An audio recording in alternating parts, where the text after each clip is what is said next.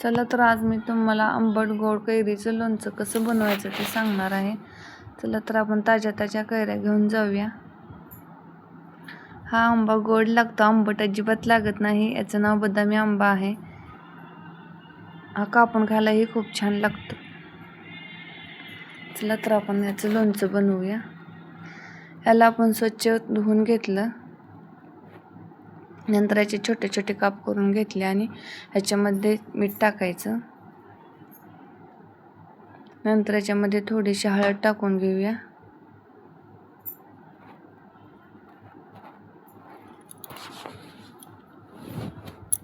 थोडासा चाट मसाला टाकायचा, लाल तिखट टाकायचं थोडंसं आणि 1 चमचा तेल टाकायचं।